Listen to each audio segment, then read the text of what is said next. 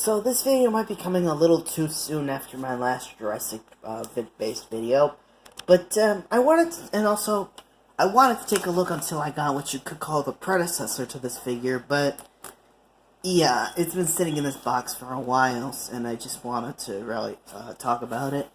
This is a Jurassic World stegosaurus. It doesn't, unlike the other Jurassic World toys, it doesn't seem to be part of any specific series. Like there's Roarivores, Rivals, Legacy Collection.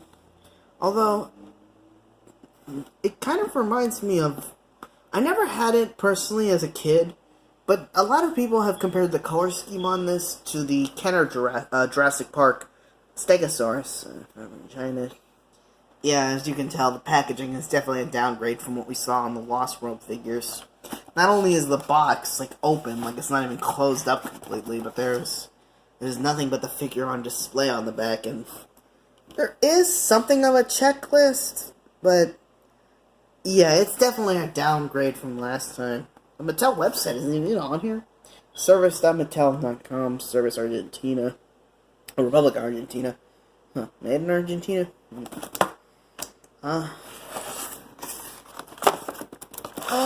And this is on clearance. It's marked down by $10 by the time I picked it up, because it is May, nearly June, and a lot of the toy companies, not just the Jurassic World's makers, but pretty much all the toy companies are going to be releasing their summer lineup of toys, and they're going to be hitting shelves. If they haven't already, I'm actually pretty sure some of them in certain places have actually hit shelves already, so yeah, that's why a lot of stores this time of year, before right around Memorial Day or before, are going to start offering the items on clearance. And, ooh, just like that, came right out. Only held in by 2 strings. It's not just because it's newer, but because this isn't much of a box, probably not going to be keeping that. And what difference between this and the Kenner Stegosauruses? I didn't want to get the 1993 Kenner Stegosaurus, even though it has a very similar, probably even the same, only slightly darker color scheme to that one. I was going to get the one from the Lost World Jurassic Park, because not only was that the Stegosaurus I had as a kid, but it had a very similar feature to this. Now, on the Mattel figure, what you'll do is you'll press down on this back plate right here, and the tail swings. But on the Kenner figure, they would press together, and I'm not sure, but if I recall correctly, I think the Kenner's figure had a little more oomph or power behind the swing in its tail. Like it came with a piece of capture gear that would slide over the spikes right here, and one of the gimmick was it swung hard enough to break out.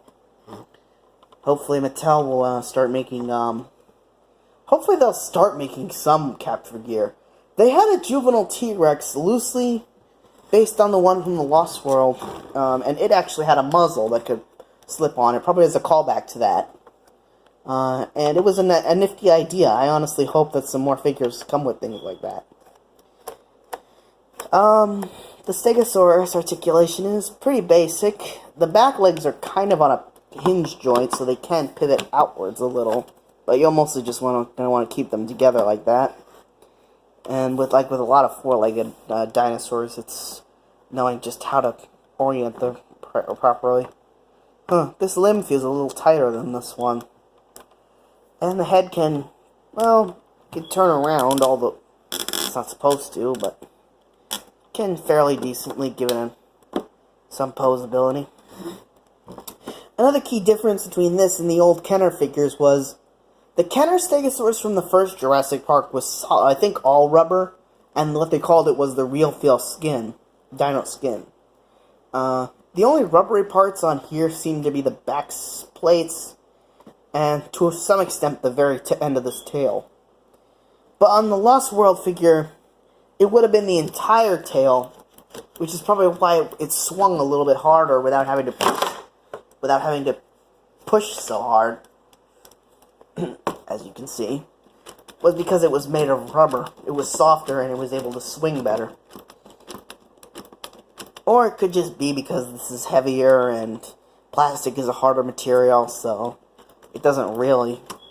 You probably have to swing the whole figure, like, to actually hit something. Like another figure if you were playing with it. But aside that, it's a pretty solid stegosaurus toy. It holds up very nicely. It's better than most. It's better quality plastic than, say, a stegosaur toy you'd get at, like, maybe a dollar store or an off-brand one that's not Jurassic World related. It's just a generic dinosaur toy. Because, yeah, I've had ones like that, and the plastic feels very cheap and just sort of grimy to touch. But the on here is smooth, nice and smooth. And doesn't feel bad to touch. It's probably a little dusty, but this has been sitting in clearance, and not to mention in this box this whole time. Not much else to say about this guy. Yeah.